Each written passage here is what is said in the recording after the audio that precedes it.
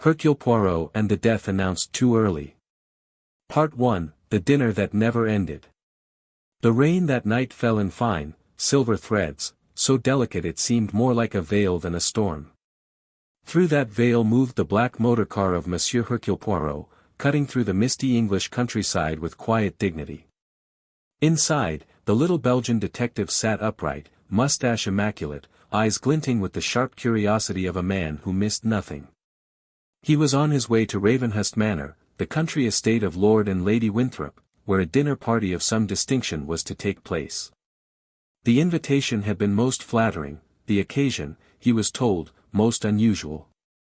Beside him sat his faithful friend Captain Arthur Hastings, who was already peering out into the darkness with mild apprehension. "It's a miserable night for a dinner party, Poirot," Hastings muttered. "You are wrong, mon ami," Poirot replied softly. "The English rain, she is poetic. It hides secrets. And sometimes, it reveals them." They arrived at Ravenhurst just before 8. The great house loomed out of the fog like something from another century, tall, grim, and proud. Inside, warmth and laughter contrasted the chill of the storm. Servants moved briskly, champagne glasses glittered beneath chandeliers. Poirot handed his hat and cane to the butler, then followed Hastings into the drawing-room, where their host, Lord Henry Winthrop, greeted them with hearty English cheer. "Monsieur Poirot. We are honored indeed. And Captain Hastings, delighted, delighted. You've come just in time. We're about to begin dinner." Lady Winthrop, a pale woman of 40 with intelligent eyes and a voice that carried more authority than her husband's, smiled politely but distractedly. There was tension in her posture, Poirot noted, her smile was too brief, her glances too sharp. The kind of woman who knows something others do not. Among the guests, Poirot quickly observed a fascinating mix. Dr. Lionel Graves, the village physician, stern, with tired eyes. Miss Violet Grey, a young novelist, whose reputation for curiosity was nearly as sharp as Poirot's own. Colonel Redfern, retired from the army, broad-shouldered and loud. Mrs. Alicia Redfern, his much younger wife, beautiful and seemingly bored. Mr. Julian March, a solicitor from London, suave, too smooth by half. The air of polite society was thick with hidden undercurrents. Poirot, as always, felt them immediately. Dinner was served in the grand hall, a magnificent room with oak paneling and portraits that stared down from the walls with frozen judgment. Conversation began pleasantly enough, though with occasional odd silences. Hastings was enjoying his soup when Lady Winthrop's hand trembled slightly as she reached for her glass. "My dear," said her husband quietly, "are you quite well?" "Perfectly," she replied. But Poirot saw the lie flicker behind her smile. Halfway through the main course, the butler entered carrying a silver tray. On it rested a single white envelope. He approached Lord Winthrop with the grace of long practice. "A message for you, milord." It was delivered by hand. Lord Winthrop frowned, tore it open, and read. His face went pale. "Good God," he whispered. "What is it, Henry?" Lady Winthrop asked. It's absurd," he said with a shaky laugh. "Someone's idea of a ghastly joke." He passed the note to Poirot, who took it delicately between 2 fingers. It read. "At precisely 10 o'clock tonight, one among you will die." A ripple of unease passed through the guests. Mrs. Redfern gasped softly. Dr. Graves muttered something about nonsense and cruel pranks. Only Poirot remained perfectly calm. "A curious announcement," he said, folding the note. "But perhaps, Mes Amos, it is as Lord Winthrop says, a joke. We shall see." The clock on the mantel ticked steadily. 9 o'clock. The conversation resumed, brittle and forced. Hastings noticed how each guest now watched the others out of the corner of their eye. At 9:30, the storm grew louder. Thunder rolled across the hills. Poirot, sipping his coffee, turned to Hastings. "Do you feel it, mon ami?" The atmosphere, it thickens, eh? I feel something, Hastings admitted uneasily. But surely this note is just a trick. Perhaps. Yet, I have learned, Hastings, that when death sends an announcement, he often keeps the appointment. At precisely 10 o'clock, as the grandfather clock began its deep chime, the lights flickered, and went out. A woman screamed. A crash followed, the sound of a glass breaking, a chair overturning. When the lights returned, a moment later, Lord Winthrop was slumped forward in his chair, motionless. His wine glass lay shattered at his feet. A dark stain spread across the white tablecloth. Poirot rose slowly, eyes sharp as knives. He touched the man's wrist. Then he looked up, face grave. "He is dead," he said quietly. "And someone in this room has killed him." A shocked silence fell. Hastings could hear only the ticking of the clock and the faint hiss of the dying fire. "Dead?" cried Mrs. Redfern. "But, how?" "Poison, perhaps," murmured Dr. Graves, leaning in to examine the glass. "Mais non," said Poirot softly. "The poison, it is not so simple. This, I think, is murder most, deliberate." Lady Winthrop stood as if turned to stone. He had no enemies," she whispered. "Everyone loved Henry." Poirot's gaze swept the table. He saw the trembling hand of Miss Grey, the tight jaw of Colonel Redfern, the too calm expression of Mr. March. "Everyone," he said gently. "Ah, madam, no one is loved by everyone." The butler hovered in the doorway, pale as parchment. "Shall I telephone the police, sir?" "No," Poirot said firmly. "For the moment, no one leaves this room." His words hung in the air like a sentence. Poirot moved around the table, observing each guest's plate, glass, and expression. The faint scent of almonds drifted from somewhere, bitter, unmistakable. "Cyanide," he murmured under his breath. "A death that announces itself." He turned to Hastings. "You see, mon ami, the letter, it was no joke. But perhaps it was not written by the murderer at all." "What do you mean?" "I mean," Poirot said slowly, "that perhaps the murder was not meant to happen yet." There was a stir among the guests. Miss Grey spoke up, voice trembling. "You mean, someone planned this, but too soon?" "Exactly. A death announced, too early." Poirot straightened his tie and turned toward the window. The rain beat steadily against the glass, like the ticking of time itself. "We shall begin, Mes Amos," he said softly. "The dinner may be over, but the night is only beginning." Part 2, The Locked Room of Shadows. The great clock of Ravenhurst Manor struck 10:15. The echoes of its solemn chime still hung in the air when the first shiver of true fear settled over the dinner guests. Lord Winthrop's body had been carried to the study by Dr. Graves and Colonel Redfern. Poirot stood near the fire, motionless, while Hastings hovered at his shoulder like a restless conscience. "This is horrible, Poirot," Hastings said quietly. "You think it really was poison?" "Without doubt, mon ami. But the question is not what killed Lord Winthrop, it is how, and more importantly, why." Poirot's green eyes swept the room. Every guest was visibly shaken, yet behind the fear he saw something else, small flickers of guilt, curiosity, and calculation. Lady Winthrop sat stiffly on a chaise, hands clasped tightly. Miss Violet Grey, pale and trembling, clutched a napkin in her lap as though it might protect her. The Redferns stood close together but did not touch. Mr. Julian March poured himself another drink with a hand that did not quite tremble. Poirot raised his hand for silence. "Mess Amos," he began softly, "you will forgive me if I appear abrupt. But when death visits so suddenly, we must not lose time. Until the authorities arrive, I shall ask you all to remain here. No one is to leave this house." "Surely that's unnecessary," said Colonel Redfern. "The police." "The police will come, But for now, they will not know whom to question unless we preserve the facts exactly as they are. Lady Winthrop spoke then, her voice low and controlled. Monsieur Poirot, I insist you find out who did this. My husband, he had no reason to die.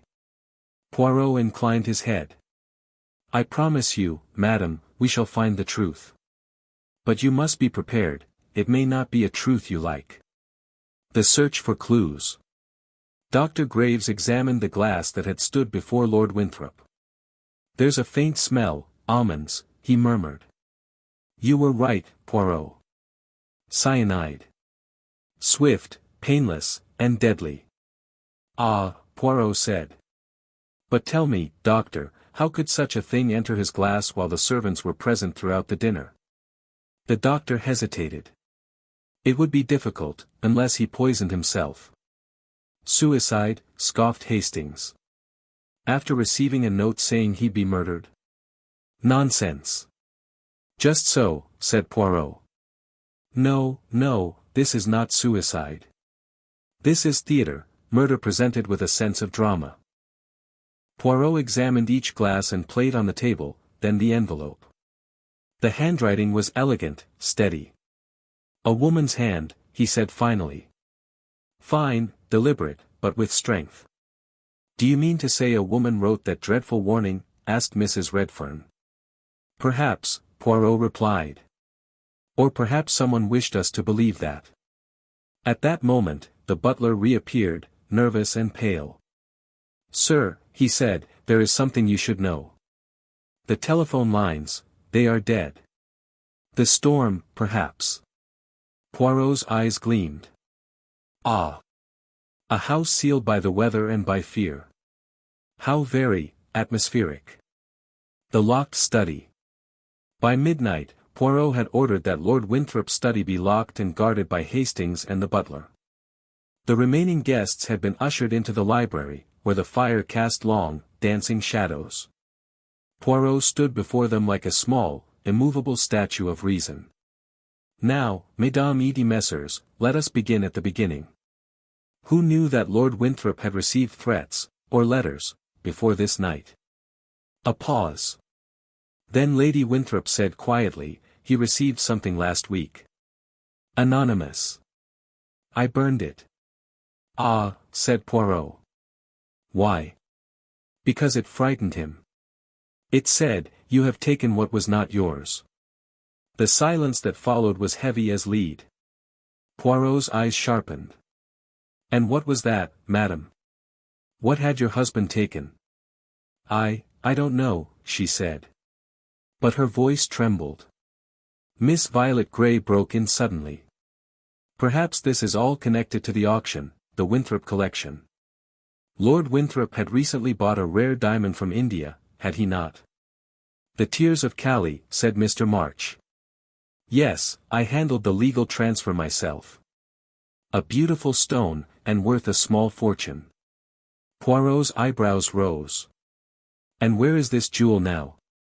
In the safe, said Lady Winthrop. In my husband's study. Poirot tapped his chin thoughtfully. A valuable gem, an anonymous warning, and a death by poison, voila. The pattern begins to take shape. The interruption. A sudden crash startled them all. It came from the hallway outside the library. Hastings burst in moments later, face pale. Poirot. The study door, someone tried to break in. Poirot's eyes flashed.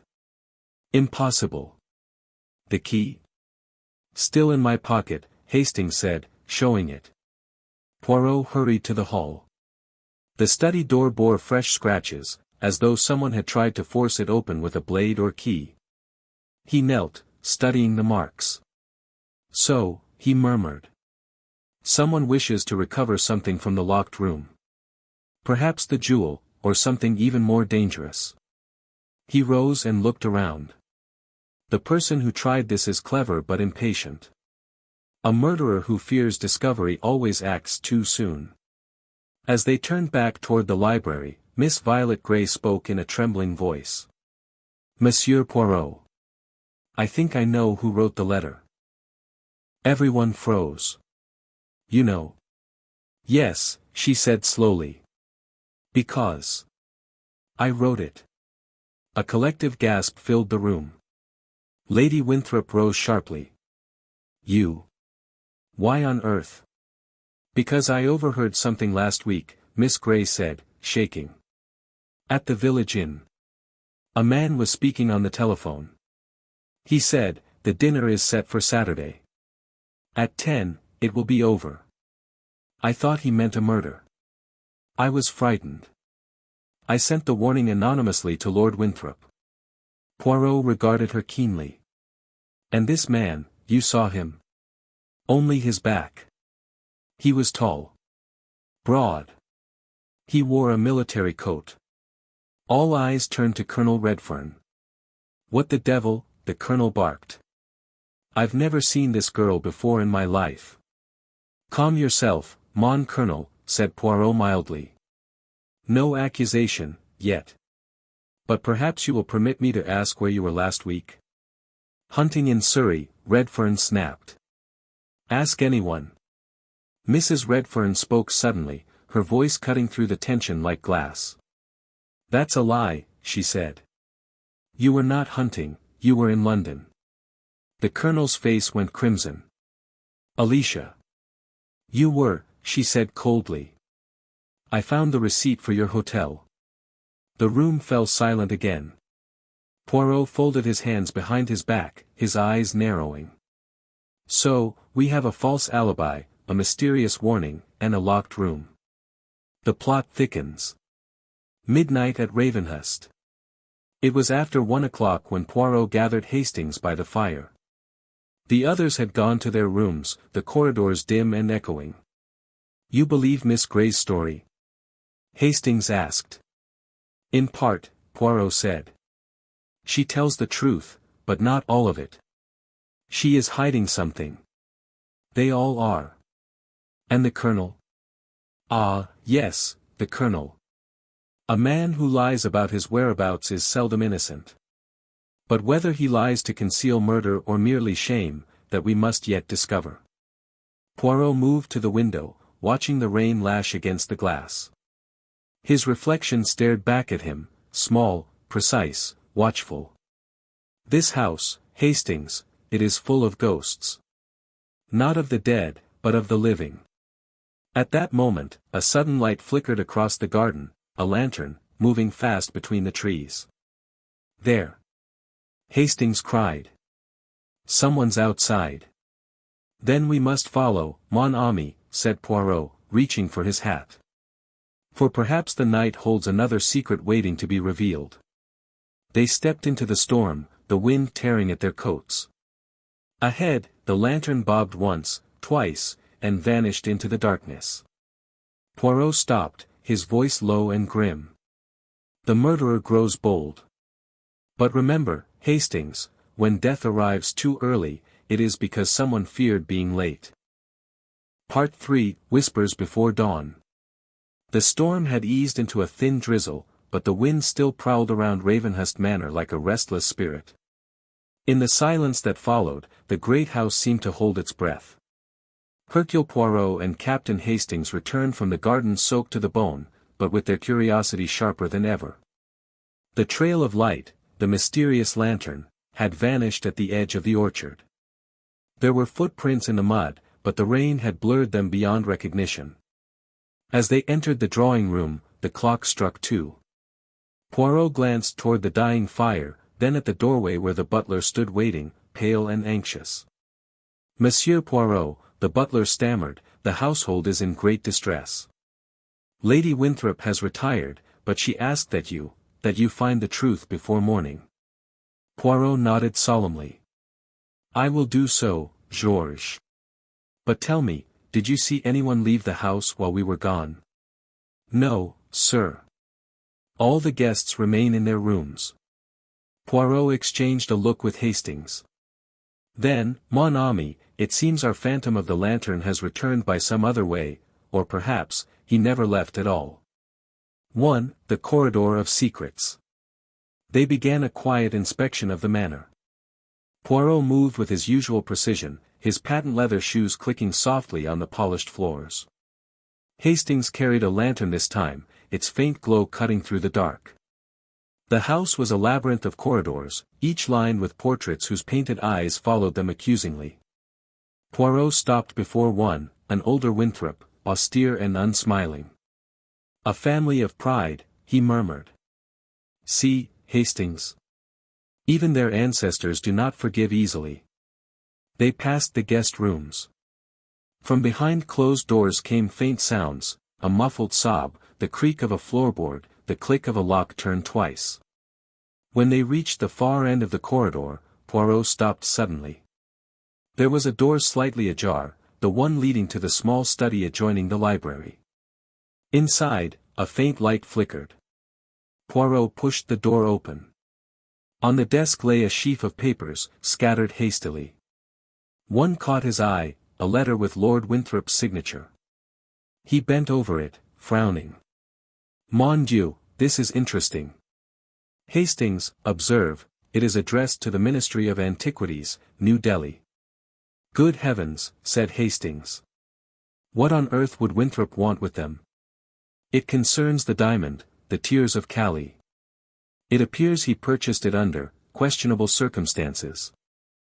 Poirot read aloud a portion of the letter. "I assure you, sir, the gem was obtained legally through the intermediary, though the temple priests in India continue to claim it was stolen. The rumors of a curse are, of course, absurd." He stopped, his expression grave. "A curse, Hastings. Always there is a curse. You don't believe in that nonsense, do you?" "No, my friend. But others do, and belief, not truth, drives men to murder." He pocketed the letter. "Come, let us see who else may have known of this matter." 2. Confession in the dark. They found Miss Violet Grey awake in the library, a shawl drawn about her shoulders and a notebook on her knees. She started as they entered. "Monsieur Poirot. I couldn't sleep. Every sound in this house frightens me." Poirot regarded her keenly. "Perhaps, mademoiselle, it is not the house that frightens you, but your conscience." Her face paled. "You think I had something to do with this murder?" "I think you know more than you told us." She hesitated, then whispered, "You're right.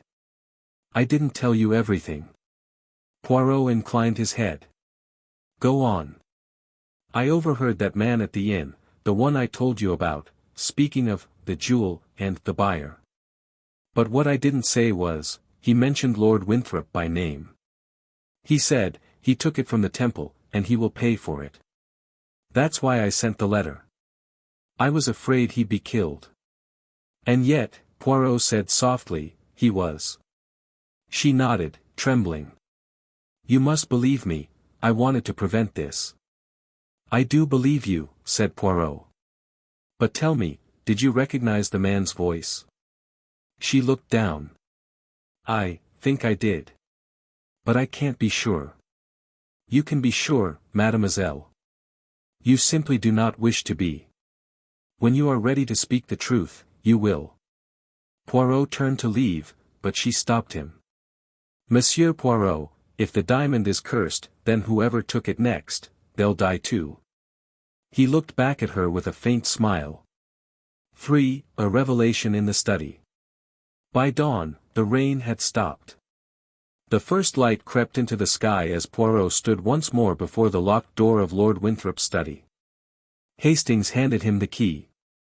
Inside, the room was as they'd left it, except for one thing. The portrait above the fireplace had been tilted slightly askew. Poirot's eyes narrowed. "Observe, Hastings. Someone has been here." Behind the portrait was a small hidden panel. He pressed it gently, and it slid open to reveal a wall safe, empty. "The diamond?" asked Hastings. "Gone," said Poirot grimly. "And with it, perhaps, the motive for murder." He turned to the desk and examined the papers there. Among them was a telegram, half burned in the grate. The words that remained sent a chill down his spine. "Shipment confirmed. Keep silent or you'll lose more than a gem." There are no cursed jewels, Miss Grey. Only cursed hearts. Poirot straightened slowly. This was not only theft. It was blackmail. Then the murderer might be one of the guests involved in it, said Hastings. Precisely. And I think I know who that might be. He pointed toward a small detail on the hearth rug, a single heel mark, small and sharply cut. A woman's shoe, said Poirot softly. A lady came here after the death. Perhaps to remove what her husband had hidden. Lady Winthrop? It is possible. But I do not accuse, yet. 4. The lady's secret. At breakfast, the household was subdued. Lady Winthrop appeared in black silk, her eyes red-rimmed but dry. She carried herself with calm dignity, yet Poirot saw how her hand trembled as she poured her tea. When the others had left the room, Poirot approached her. Madam, forgive me, but I must ask difficult questions. You may ask what you like, Monsieur Poirot. The diamond, the tears of Calais. It is missing from your husband's safe. Her cup clattered against its saucer. Missing? Impossible. Ah, but it is true. And unless it is found, I must believe someone here took it. Perhaps, even before your husband's death. She rose abruptly, turning toward the window. You think I stole it? I think you loved your husband. But love, madam, takes many forms. Sometimes, even revenge. Her shoulders stiffened. Then she whispered, he lied to me. He told me the jewel was a gift from an Indian prince. But I found the papers, it was stolen. I begged him to return it, but he refused. Said no man could take from him what was his. So yes, Monsieur Poirot, I hated that diamond. And yet, said Poirot gently, you did not destroy it. She turned, eyes flashing. I wanted to. But he locked it away. And after his death, I did not go near that room again. Poirot watched her closely. He believed her, or wanted to. But the facts whispered otherwise. 5. The unexpected visitor. At 8:30, the sound of a motor car echoed up the long drive. Hastings, looking out the window, exclaimed, the police at last. But Poirot shook his head. No, mon ami. That is not the sound of the local constabulary. That is something else. The car stopped before the manor. A tall man stepped out, dark overcoat, hat low over his brow. When he entered, the butler announced him hesitantly. Mr. Alastair Crane, sir. The name caused a visible stir. Lady Winthrop gasped. Miss Grey's notebook fell from her lap. Crane smiled thinly. Good morning, Lady Winthrop. I'm afraid I arrive at a difficult hour. Part 4, The Gathering of Lies. Morning light crept through the tall windows of Ravenhurst Manor, pale and uncertain after the storm. The world outside was washed clean, but inside, the air was thick with unease. By 9:30, Hercule Poirot had summoned everyone to the drawing-room, the scene of Lord Winthrop's final dinner. The table had been cleared, the stains removed, but the memory of the previous night clung to the air like perfume. Poirot stood at the head of the long table, immaculate as ever, his mustache shining, his eyes calm but penetrating. Mess Amos, he began softly, we have endured a terrible night. A man is dead, a jewel is missing, and among us sits one who has lied, to protect themselves, or perhaps, to destroy another. But lies, you see, are like smoke, they reveal the fire beneath. Captain Hastings, seated near the window, watched as the suspects filed in. Lady Winthrop was composed but pale, her black dress severe against the morning light. Miss Violet Grey clutched her notebook like a shield. Colonel and Mrs. Redfern entered together, but not speaking. Dr. Graves looked worn and hollow-eyed, as though he hadn't slept at all. And finally, Mr. Alastair Crane, the newcomer, leaned casually against the mantel, his expression unreadable. Poirot waited until silence filled the room. You all wish to know who killed Lord Winthrop, he said. But first, you must understand why he was killed. And for that, we must go back to the beginning, back to a jewel, and a lie. 1. The story of the diamond. He took a folded letter from his pocket, the one found in the study. This letter, written by Lord Winthrop himself, confirms that he purchased the gem known as the Tears of Kali from an intermediary in India. But that intermediary was no legitimate dealer, it was a thief. The diamond had been stolen from a temple near Madurai, and the priests vowed vengeance on whoever possessed it. Miss Grey gasped. So the curse was real? Non, mademoiselle. Not real in the supernatural sense. But a curse can live in the minds of men, particularly those who believe their honor or faith has been violated. He turned toward Lady Winthrop. Madam, you knew of this, did you not? Yes, she said quietly. I discovered it a week ago. My husband swore he would return the gem after the exhibition in London. I wanted to believe him, but I feared it was too late. Too late for what? For forgiveness. For the men he wronged. Poirot nodded gravely. And that is the key, you see. Lord Winthrop feared something, or someone, from his past. The letter that announced his death was not written in jest. It was a warning, perhaps even a mercy. 2. Poirot tests the lies.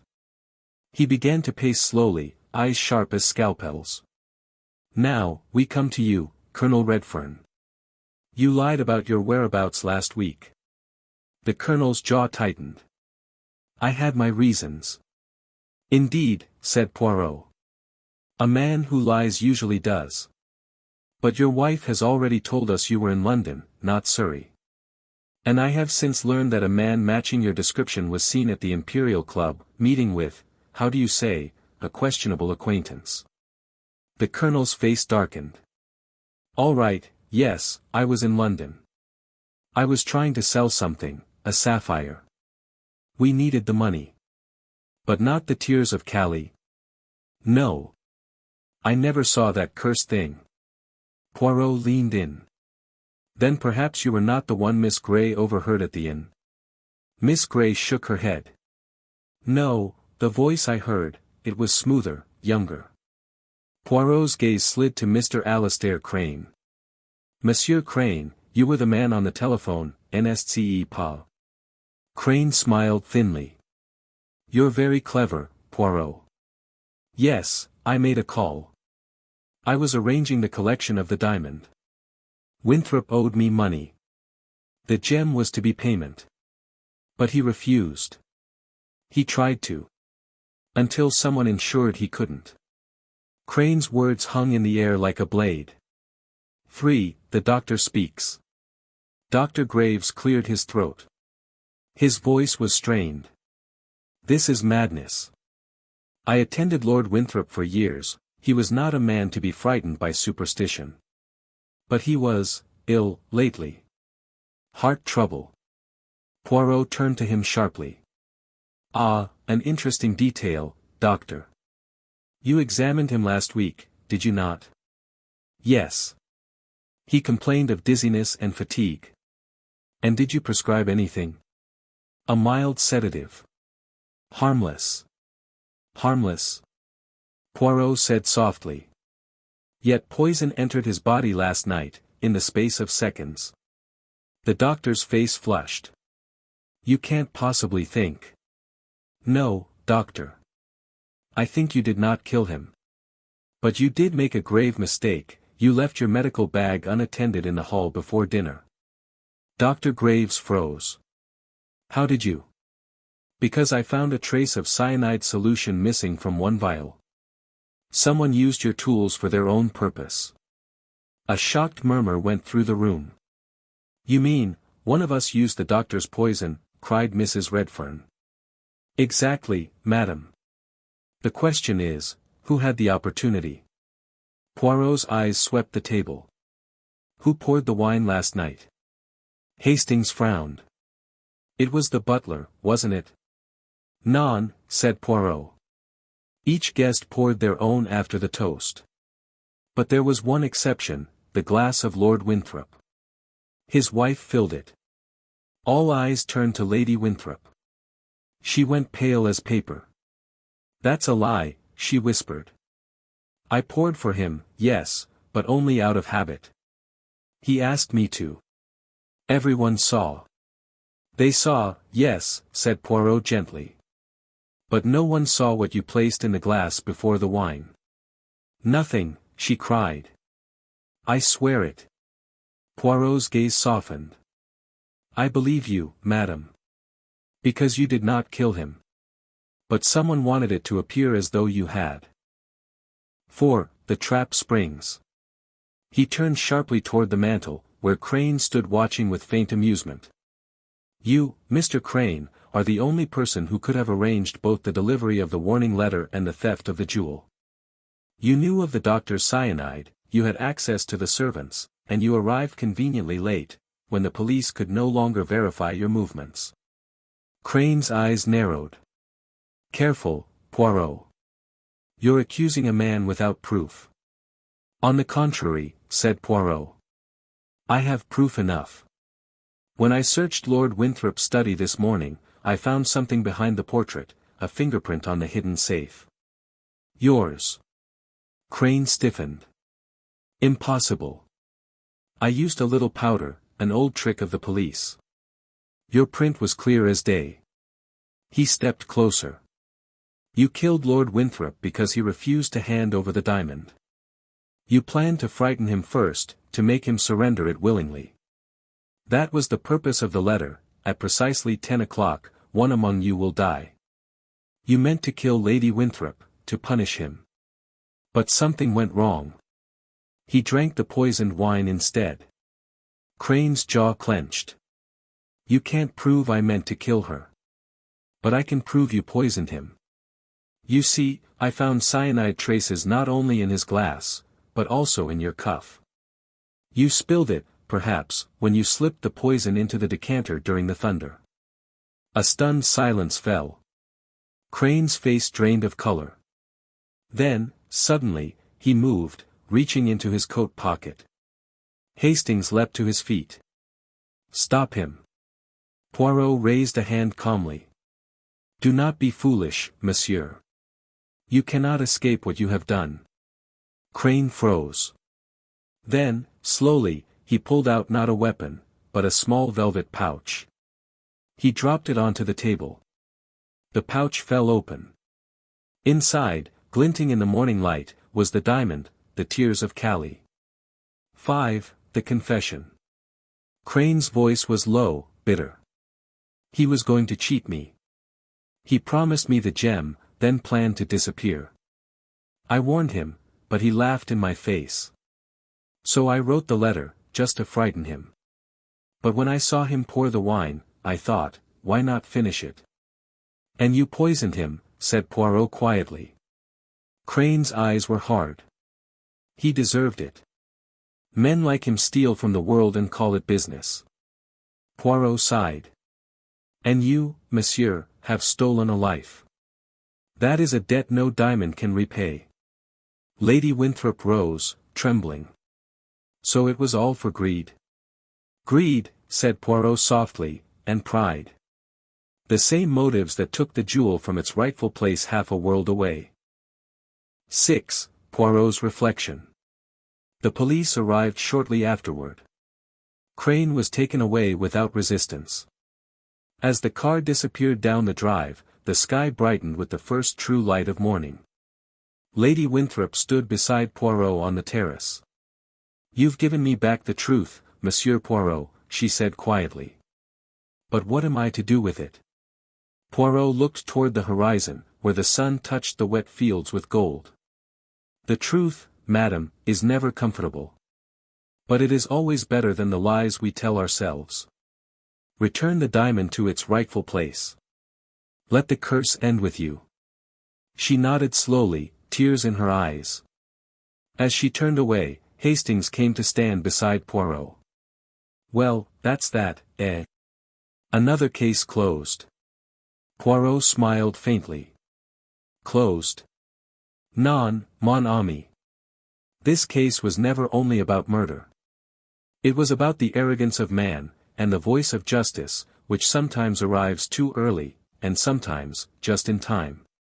He adjusted his hat, his eyes twinkling. "Come, Hastings. We must catch the morning train. There will be coffee, and perhaps, croissants. And after all, even the greatest of detectives must feed the little grey cells." They walked together down the drive, the manor fading behind them, its windows bright again, but forever haunted by the echo of a dinner that had ended in death. Part 5, The Death That Spoke Twice. The sun had barely risen above the wet rooftops of London when Hercule Poirot and Captain Hastings arrived at the small police station in St. Albans. The night's events at Ravenhurst Manor had already become headline gossip, Lord Winthrop dead in strange curse murder. But for Poirot, the story was not yet over. He sat in the inspector's office, his gloved hands folded neatly on the table, eyes fixed on a small velvet pouch lying before him, the cursed diamond, the tears of Calais. It gleamed faintly, as if mocking him. "So it ends here," said Hastings, lighting a cigarette. Crane confessed, the diamonds recovered, and Lady Winthrop's free of suspicion. Another success, Poirot. Poirot did not smile. "Ah, Hastings. You are so wonderfully simple, it is why I am so fond of you. But you are wrong, mon ami. The case is not finished." "Not finished?" Hastings blinked. But Crane admitted he poisoned Lord Winthrop. Poirot leaned back in his chair, his voice low and measured. "Oui." Crane confessed, but his confession was incomplete. "There are details that do not fit. The letter, the timing, the missing minutes before the toast, and, most of all, the wrong victim." Hastings frowned. "What do you mean, wrong victim?" "I mean," said Poirot, "that the man who was supposed to die that night, did not. 1. The second death. Later that morning, a telegram arrived at the station. It bore only a few words. Graves missing. Left during the night. Believed to have fled." Poirot's eyes gleamed. "Exactly as I suspected." "The doctor?" Hastings said. "But why would he run away if he wasn't guilty?" "Because, my friend, he was the real author of the letter. He planned everything." Poirot rose, his energy suddenly fierce. "Come, Hastings. We go to the doctor's house at once." 2. The Hidden Laboratory. Dr. Graves lived in a narrow townhouse overlooking the Thames. When they arrived, the front door was ajar. Inside, the air was thick with chemical fumes. Papers were scattered across the desk, medical diagrams, handwriting samples, and in the center of it all, a second letter. Identical to the first. Hastings picked it up. Another one. The same message, at precisely 10 o'clock, one among you will die. Poirot nodded gravely. He was going to send another letter. Another announcement of death. But why, Poirot? Crane confessed. Because Crane was his pawn, said Poirot. Think. The poison came from the doctor's own bag. The letter was written on his own stationery. The handwriting was disguised, yes, but not well enough for the eyes of Hercule Poirot. He lifted a sheet of parchment, comparing the loops of the letters. You see, Hastings, the letter R has a peculiar flourish. The same in both documents. It belongs to Dr. Graves. Hastings' eyes widened. Then Graves set Crane up. But why? Poirot's voice was calm. Revenge, mon ami. The doctor once served as a medical officer in India. He witnessed the theft of the tears of Calais. Lord Winthrop bribed officials and escaped with the gem, while others, including Graves, were disgraced and sent home in ruin. So the curse wasn't from a temple, Hastings whispered. It was from him. Just so. The curse was the doctor's vengeance. He orchestrated it all, the letter, the panic, even the poison. But when Crane discovered the letter's existence, he used it for his own purpose. Two men, two motives, each believing they controlled fate. 3. The death that spoke twice. As they examined the room, Poirot noticed a faint smell, bitter almonds. Cyanide. Then, on the desk, a small glass vial, empty. And beside it, a note. Justice has been served. The curse returns to its master. Let the dead sleep. Poirot sighed heavily. Too late, Hastings. He has taken his own life. Hastings swallowed hard. So that's it, then. Both men dead, and the curse fulfilled. Poirot looked at the vial, his expression unreadable. You see, Hastings, the phrase "the death announced too early," it was not about Winthrop. It was about himself. The doctor foresaw his own death long before it happened. He lived under its shadow for years, consumed by guilt and revenge. And when he finally achieved his justice, there was nothing left but the end. 4. The final return. 2 weeks later, Poirot stood once more with Lady Winthrop on the steps of the British Museum. The diamond, now sealed in a velvet-lined case, was being prepared for shipment back to India, to the temple from which it had been stolen decades ago. Lady Winthrop spoke softly. Do you believe the curse will end now, Monsieur Poirot? Poirot smiled gently. A curse, madam, is only the echo of guilt. Once the truth is faced, even the darkest echoes fade. She nodded, tears in her eyes. Thank you. As she walked away, Poirot turned to Hastings, who was gazing thoughtfully at the case. Funny thing, Poirot. A stone causes all this trouble, greed, death, revenge, and in the end, it just sits there, silent. Ah, but that is the irony of life, mon ami, Poirot said. The stone never changes. It is we humans who turn it into tragedy. He smiled, his mustache gleaming in the London sun. Now, Hastings, shall we catch our train?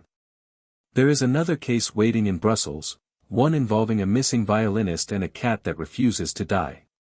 Hastings laughed. You do lead an interesting life, old chap. Poirot adjusted his hat. Non, Hastings. I merely listen, to the small details others ignore.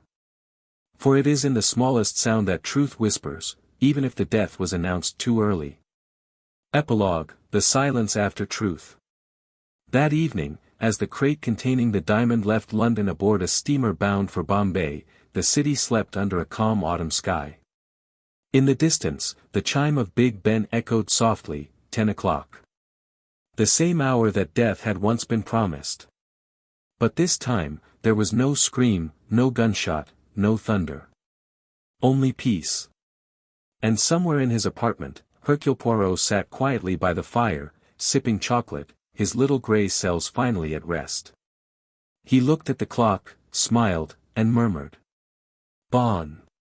The death has spoken twice, and now, it shall speak no more.